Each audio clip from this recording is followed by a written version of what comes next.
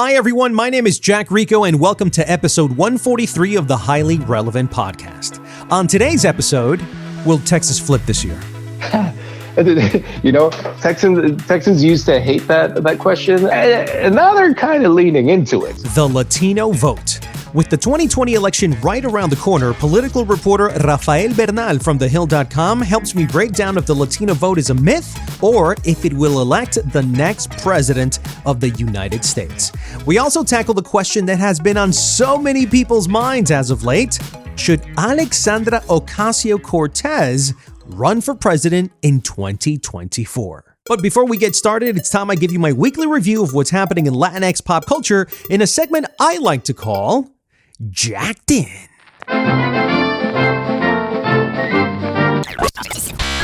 Let's begin with the top movie, TV, and music news of the week. Narcos Mexico has been renewed for a third season at Netflix. Eva Longoria is set to join Ice Cube in an untitled sci-fi movie for Universal Pictures. Giancarlo Canella joins Kevin Hart in Sony's Man from Toronto. Actress Xochitl Gomez joins Benedict Cumberbatch in Doctor Strange 2. Bad Bunny, Karol G, and Mark Anthony to perform at the Latin Grammy Awards. Jennifer Lopez and Armie Hammer are set to star in the action comedy Shotgun Wedding. Mario Lopez releases the first official trailer to the Saved by the Bell reboot, and stage actress Doreen Montalvo dies at 56. And in tech and social media news, SiriusXM completes acquisition of podcast platform Stitcher. Apple One is now available to bundle Apple services into a single subscription. Sony's reportedly close to buying Crunchyroll for nearly $1 billion. The Oculus Quest 2 has been pre-ordered 5 times as much as the original. Google is bringing its own VPN to desktops. PlayStation CEO says VR won't be a meaningful part of gaming for years. And Netflix has raised the price on one of its most popular plan to $14, along with its premium tier to $18. Rafael Bernal is a reporter for TheHill.com, a nonpartisan political website, and he joins us for this show right before the elections. Rafael, thank you so much for coming, man. We've been talking for quite some time on social media, on Twitter, and I finally get you on the show to talk a little bit about politics because, look, the other day I was watching MSNBC. I had not watched cable TV news. I cut the cord like 2 years ago. Mostly because of this Trump thing, man. It's just everything started becoming politicized, and I had enough of it, so I cut the cord.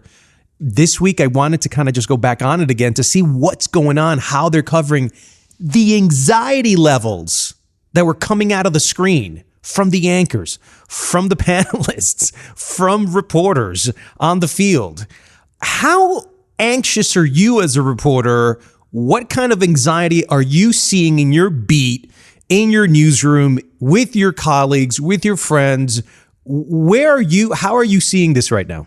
Well, first of all, thank you for having me. It's I listen to your podcast. I really enjoy it, and it's great to be on a podcast that's not about politics. Because to your question, second of all, yeah, I mean, anxiety is sort of off the charts right now. I think across the board. I mean, among people who don't follow politics, clearly, politics is a source of anxiety for everyone. But you can imagine that among people who follow politics, it's that much worse because we have to pay attention to this stuff. And, like you, I'm a cord cutter. About 2 years, about the same. I get all my news from, either print or online. I try to keep video to things that you have to see on video, somebody's speech, a debate, sadly, of course, the videos of police abuse. You have to watch the video to understand the story. But in general, I think getting your news in writing and, hopefully from nonpartisan sources, it helps you sort of tone down that anxiety somewhat and really get to like the facts. This happened, so-and-so said this, so-and-so said that. It follows whatever X, Y, and Z background. It lets you sort of take a step back. That said, that's what we began on. The anxiety is off the charts because I think the stakes are just so high in this election, and things will be. I think voters do see this, and definitely reporters see this, and politicians see this. Whatever side you stand on, that the results of this election are going to mean a very different reality for a lot of people. around the world, and especially in the United States, of course. What has it been like to be a journalist covering politics the last 4 years? Interesting. I mean, it's it's fascinating, and I don't want to make a direct parallel, but I'm going to tell you an anecdote with that very strong caveat. My grandfather, he was a writer and a diplomat, but early in his career, he was a reporter, and he got sent by a Mexican newspaper to Germany in the 1930s. That is where I don't want to make a direct parallel, of course, but it was also a fascinating political time. And I think that experience helped him in his writing, helped him in the way he saw the world, and sort of, I think one of looking forward as a positive thing. I think the people who've been covering this for the last 4 years, we're gonna have, like, nothing's going to surprise us, right? Like, we're going to be much better equipped as journalists to handle anything politically. And I might be stepping way ahead of myself here, because who knows, with the surprises that 2020 has just hasn't stopped. Maybe I'm being way too optimistic here, but I really think it's prepared a lot of reporters to, keep their calm, keep their powder dry. And one very clear example of that is the way 2016 was covered. You saw very unstable polls. The polls, like, they moved around wildly. You saw 3 to 7 point changes in Hillary Clinton's popularity from one week to the other. That hasn't happened this year. I think people have been more prepared. Journalists have been more prepared also to not make a scandal out of everything. Mm-hmm. The headlines that were very sensational in 2016, I think we were all very uncomfortable with the work we were doing as journalists covering that election, sort of not keeping a cool head. In that sense, if we do stay on this track as journalists and as newsreaders, we are a more mature democracy on both sides of the aisle. But I do see a lot more maturity, both in the coverage and in the reaction of newsreaders. Let's turn over to the Latino vote. You've been covering at the Hill, the Hispanic beat for Latino voters for a while. We're the largest political voting bloc in the country with 32 million. Yet 15 million of those eligible voters don't vote. And it was recently that Voto Latino had an August poll that said like 60% of those 32 million weren't going to vote and 12% are still undecided. That's 72% of Latinos that aren't going to vote. But people talk about this huge Latino vote as, how many times have I heard Jorge Ramos on Univision say the path to the presidency goes through the Latino vote? Yet we don't really vote that much. Is this a myth? Is this reality, Rafael? Well, it's the biggest case of chicken and the egg in American politics. So Latinos don't vote, and political parties traditionally don't invest in Latinos. And this is, like, historically has been absolutely true. Why would somebody in the Rio Grande Valley of Texas go and vote if they have never in their life received so much as a campaign mailer? If nobody's asking you, like, why? And they make it difficult on you. So doubly why? And things don't change for you. Like, presidents come and go and things don't change for you. All of that obviously has sort of come to a head, partly because of Trump. Trump made the Latino vote into a core political issue. So there's that, and because of what happened in 2016, campaigns have invested more. I'm reluctant to say, like, enough. When is it ever enough? But they have invested more and a lot more. And recent polls that I've sort of gone into the crosstabs, into the Univision poll, the Telemundo poll, and some internal Biden campaign polls. Their pollster is very good, but you have to take it with a grain of salt because he does work for a campaign. But you do see evidence that the more engagement by campaigns, by super PACs. There's a big super PAC, Nuestro PAC, run by Chuck Rocha, the guy who created Bernie Sanders' very successful, wildly successful Hispanic primary campaign. I heard something along the lines that Hispanics in particular, when it comes to voting and what they're voting for, are divided into two: the upscale Hispanic, which is a business owner, and then the working class Hispanic, right? And for the business Hispanic, like if you're, first, second, third generation Hispanic, your language isn't necessarily tied to your political ties, and you want to make money, which is one of the reasons that Mexicans started becoming Republican in the 70s. And what we started noticing is that they just want to make money and they want to have peace of mind. They want to have economic stability. And so they're willing to vote more for Republicans than for a Democratic Party. But the working class tends to be Democratic because they care about things like healthcare, about racial equity and not being stopped by a cop, and sent to jail or deported or being hunted down by ICE. I mean, you've recently wrote an article about the Hispanic caucus demanding ICE to suspend expedited removals. I mean, that is a very core issue, I think, with Latinos. What I haven't heard from you, though, is immigration. What happened to immigration in the last 4 years? And that's almost by design, that immigration is sort of the last thing you touch on. So the division you're making, sort of the economic division that you're making and determining people's vote, that's one. There's the religious one. There is a very strong religious component. There's traditional Catholics, and then there's within the religious component, there's the traditional Catholics, and then the evangelicals in Hispanic life have become a very significant group. There's the where you live, the geographical distribution, the place of origin. There's a lot of factors. I think you could probably guess Hispanic Americans vote by sort of checking off, like it's probably like 10 boxes, and you'll guess it within like 90% accuracy. So immigration.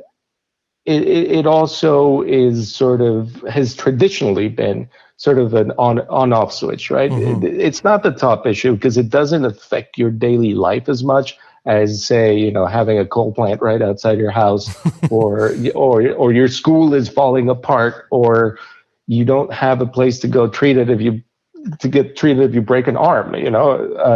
Like those things are top of mind. So immigration falls down, but it's an on-off because a politician who is very aggressively trying to stop immigration from Latin America is traditionally seen by a lot of people in the community. This is not 100%, but a lot of people, as somebody who doesn't, like us. And that's sort of what Trump right now, and Trump is really trying to appeal to Latinos for the first time in his career, really.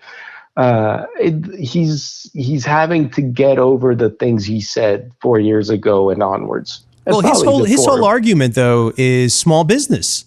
He's been going in all these rallies, and he's been talking about the small business, but it plays well in Florida, right? But it doesn't play so well like in Nevada. So that's exactly right. It's completely geographical. This is targeted towards South Florida, because even Central Florida, it remains to be seen how it plays, but it doesn't look like the Puerto Ricans in Central Florida are buying it a lot. Mm-hmm. Plays a little bit better in Texas. Texas is more sort of an open business place, and then as you move west and as you move north, it plays less and less. I mean, he's definitely there. There's no reason for him to try to make an appeal to California Hispanics, although there's at least one House seat in Orange County that does depend on that same campaign pitch. And the economic argument, frankly, has convinced some people. Is it that many? No, I think it's the same ones that were susceptible to be convinced by that economic argument. And let's not forget, I mean, George W. Bush, for his reelection, he got, according to exit polls, it might have been a bit less in reality. 44%. That 40, everybody repeats it, 44%. It was probably closer to 40. But there's a lot of space for Republicans to work, and they're really getting the mid to high 20s. Recently, in a tweet, you said, "I'm pretty bored with the stories of people discovering the 25 to 30% of Hispanics who vote for Trump." It's not news, folks, when so many made the same choice in 2016. But, we keep on going all the way back for like 50 years. Hispanics have been voting Republican 20% until probably Bush when he hit that 44%. Talk to me a little bit about what's going on in Florida with the Cuban fragmentation generationally and Puerto Ricans. Well, I mean, first of all, like the absolute tragedy of Puerto Rico and how its status really, and this is now pretty much broadly agreed upon, its status has created a situation where economic growth and prosperity is impossible for, it's a diminishing population because they're all moving to Florida, but it's more than 3 million Americans. It's more than 3 million American citizens who have no voting representation in Congress are sort of stuck in what's now broadly agreed to be a colonial structure that is economically punitive. So and they can't vote. They can vote. They have, of course, like a non-voting representative in Congress, and Jennifer Gonzalez Colon, who's a Republican, but she's been very active and has been lauded. I mean, obviously, her political opponents don't laud her about anything. It's a very aggressive political atmosphere right now, but she's been lauded for being able to bring in a lot of federal grants to Puerto Rico. So, like, just quickly, like their healthcare system, where states get sort of are automatically put into the Medicare and Medicaid budget, depending on their size and need and a bunch of different factors. Puerto Rico has to ask for a grant periodically, has to say okay, if I were a state, I would be receiving this much. Pretty please, with sugar on top, Congress, send me this money. And, every time that's coming due, Puerto Rico's on the edge of their seat. Like, if this goes away, we won't have a healthcare system. It's never gone away, but this is not a way to plan long term, especially for their aging population. So what's happened, the non-aging population, a lot of people have just moved to Florida, the same way they moved to Illinois and New York in the 50s and 60s. A lot of those people are voting based on attitudes toward Puerto Rico. Trump's rhetorical attitude has changed a lot, but it's a very, again, he sort of started 3 touchdowns behind because he started with throwing paper towels at people. He says the people have applauded him for that and they realized it was playful, but generally, we can objectively say it wasn't well received by a majority of observers. Biden, on the other hand, he was sort of starting at nobody really knows what he thinks. We know he supported the idea of statehood before, a deeply divisive issue in Puerto Rico, but it seems like a majority supports statehood.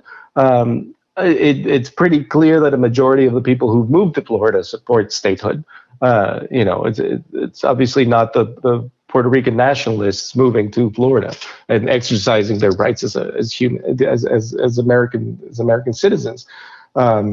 So that, I think, that is one big factor, and that has changed the political landscape in Florida aggressively over the past 5 to 10 years.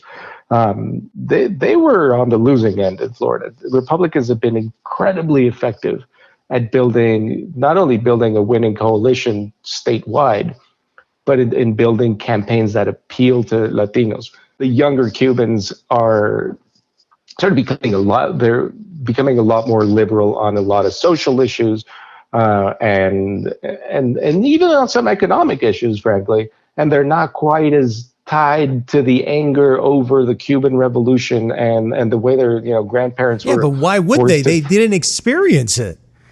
Right. It's not and they tender. heard their grandparents' stories and whatever, and they're not fans of Fidel Castro. I mean, I would certainly hope that nobody's an actual fan of a murderous dictator. So yeah, there are some changes, but still Republicans have a better hold on how you campaign in Florida than Democrats, and that was very clear in 16, and that was very clear in 18 when Republicans won the governorship and the Senate seat. Speaking of blue, will Texas flip this year? Texans used to hate that question, and I mean, in my experience. And now they're kind of leaning into it. I've been hearing so many reports. I've been seeing so many graphics on cable news.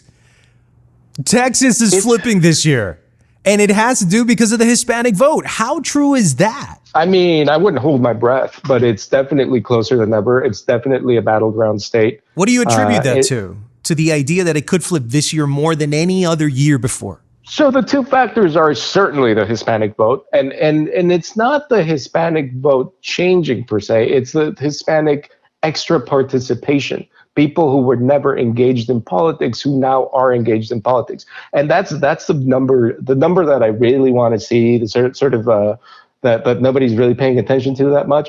In 2018, you had Hidalgo County is my favorite statistic. 3 times as many people voted in Hidalgo County in 2018 than in 2014. And you'd say, so what? Well, so what? Hidalgo County is 90-something% Hispanic. It's not the richest county in Texas by a long shot. It's in the Rio Grande Valley. It's where you see if campaign investment in reaching Latinos is paying off or not. And of course, 2018 and 2014 were midterm elections. So great participation in 2018 still doesn't compare to a presidential. So that's why I'm sort of excited to see okay, what happens in 2020? What happens with a district like that, with a county like that in 2020? Or is everybody just going okay, maybe participating does change something. Let's go and try this. Or are we still in the building process of Latino participation?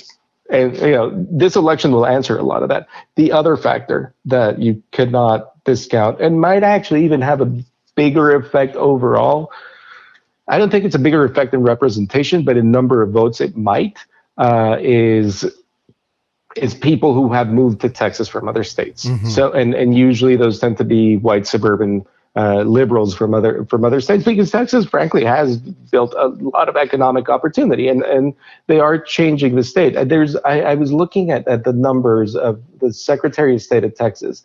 Eligible voters in 2016, I think there were about 19 million, plus minus 300,000. I don't remember the exact number. This year, there's 20.5 million. So a growth of up to 1.5 million over 4 years in eligible voters. That's not just population across the state. So, I mean, Texas is a lot bigger now, which Texans love to talk about how big their state is. So, they'll appreciate that. But it's a more diverse voting community all around, and it's a more participative voting community among Latinos. You were talking about the campaigns trying to reach out to Hispanics a little bit more, but sort of confounded by their complexity. I also heard that I think Bloomberg was helping Biden buy more ads in Spanish language TV, or a bulk of Biden's campaign ad was going to Univision and Telemundo.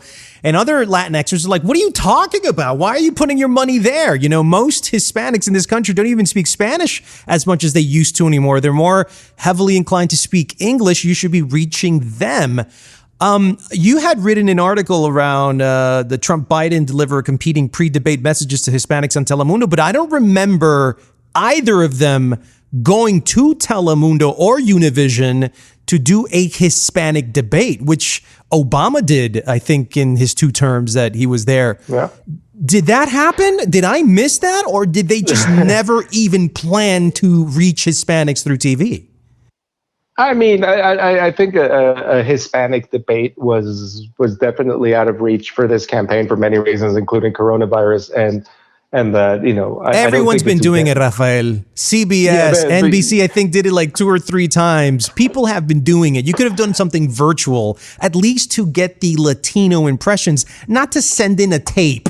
so that pre-coverage to the debate, they could, air a couple of, I can't believe it. I mean, don't get me wrong. I want this to happen. I would be glued to the TV. I wouldn't uncut the cord, but I would find a way to watch it, But I can't imagine what the negotiation between the two campaigns in this election on that issue would be like. I just don't see them agreeing on that, because debates, frankly, it's a miracle they happen with such a divided political. Biden could have had a town hall. We had 2 instead of 3, right? I feel like Biden could have had a town hall, because if he can't even articulate the Hispanic plan for his presidency, that would have been a good moment to kind of shape it and articulate it. Funny enough, I have to push back on that. I think both candidates have been more effective in articulating a Hispanic plan this year than ever before. Not because they're, because they like Hispanics more or less or whatever. It's just because it's more necessary, because Arizona and Texas and Colorado are battleground. Colorado not so much anymore, but seem to be battleground states, and Nevada as well, because Hispanic communities in North Carolina and Pennsylvania and Michigan might make a difference in a close election. So they were forced to, and this is look at it as the value of, what is the value of Hispanic political representation?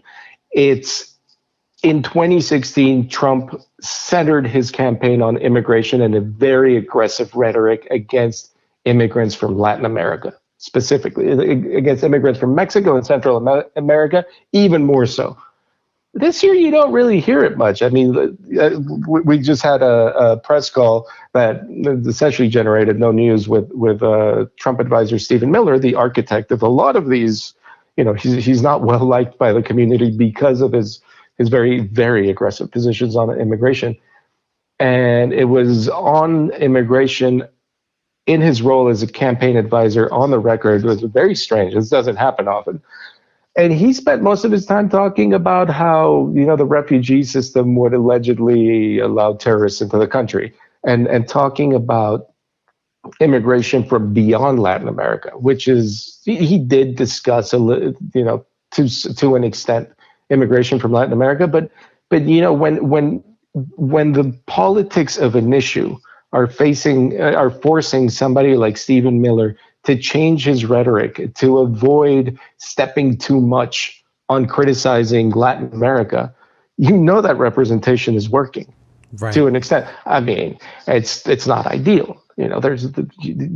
People shouldn't be criticizing the history and the ethnicity of an entire continent. That shouldn't be happening at all. But representation is providing some sort of protection to avoid that. Finally, whatever happens, whoever becomes the president on November 3rd or a couple of weeks after November 3rd, talk is at some point going to be, when are we going to have the first elected Hispanic president in the United States of America?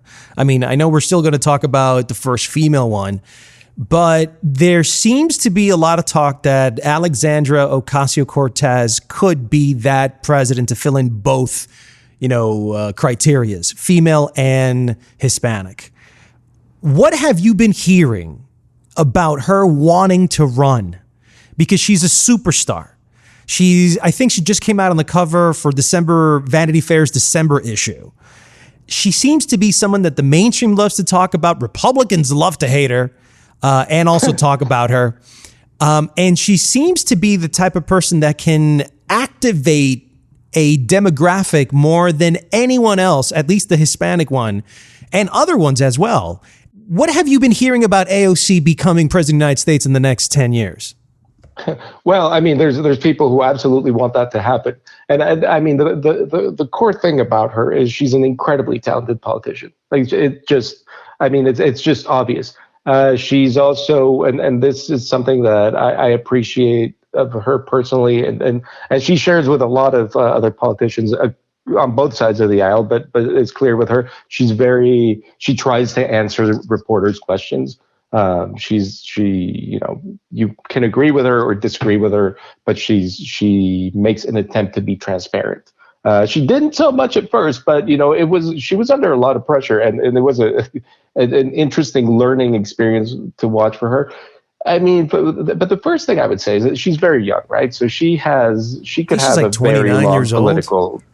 Yeah, I think she might have just turned 30, but around there. So I think she might be eligible age-wise by 2024, but I don't see that happening. I don't see her as a Democratic nominee in 2024. She might prove me wrong, but I don't think that's her path. Becoming president before the age of 40, or that much before the age of 40. I think also there are other progressives that you got to keep an eye out on. I mean, just in New York Latinos, it looks Richie Torres is about to get elected to Congress. He's probably as liberal, as progressive. I mean, he's the first gay Afro-Latino to go to Congress. Wow. And one difference, and the reason I bring him up is he's also a progressive icon from New York. Has a lot of he's also going to be a well-known national name, I believe. But he's participating within the sort of establishment Congressional Hispanic Caucus structures of campaigning, the Bold PAC, which is it's the campaign arm for the caucus. AOC is the one member of the Hispanic caucus that's not in Bold PAC. So that's it. Like she hasn't made enemies with them. She's very good at disagreeing with someone and not becoming their enemy, which is what I said. Very talented politician. It's super key, man. That's what we're looking for now. That's what we're hoping with Biden. But she has made enemies, because sometimes her positions are so radical, different, so radical. So we'll see, like with her sort of reinventing the wheel, move her up faster than somebody who's trying to improve the wheel, like a ton of other members of the CHC, including soon to be Richie. I don't know, that's and that's sort of what's fun about my job. We get to say, grab your popcorn and watch and tell everybody what's going on. That's absolutely it. Well, Rafael Bernal, thank you so much for coming on the show. I appreciate you being here and giving us your insights and wisdom on what's going on with the Hispanic vote. Where are you going to be November 3rd? I am going to be working from home like I have been pretty much since March. Following the election,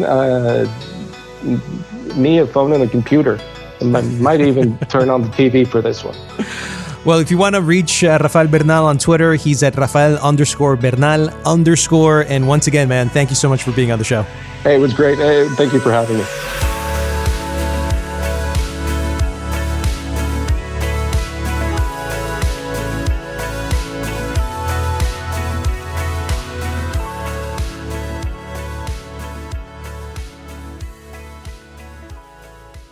And before I wrap up here, just wanted to share that our Felipe Esparza episode made it into Spotify's Latin X and Proud playlist. Yes, I am a happy daddy.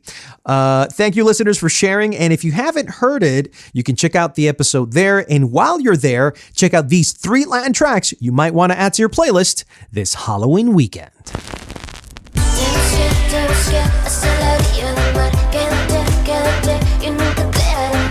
7-Eleven, Reina. No sé cómo te lo puedo explicar. Quiero estar sola, mejor quiero que estés acá. Siento un vacío que tal vez me pueda llenar. Días de paja, Clara Cava. Algo mío, tampoco te la quiero bajar. Ya no quiero ilusionarme. Y cuando llegues al final, y cuando no haya nadie más, Iguanas, Boca Paila. cuando quieras regresar a este lugar, nada será igual. Nada será igual. And that's it for episode 143 of the Highly Relevant Podcast. I'd like to thank Rafael Bernal for coming on the show. And if you like this episode, please subscribe and leave a review on our iTunes page. Also, check out our brand new Halloween episode on our Brown and Black podcast with me and Mike Sargent. You can listen to it on all podcast platforms. I'm Jack Rico. See you next week on another episode of Highly Relevant.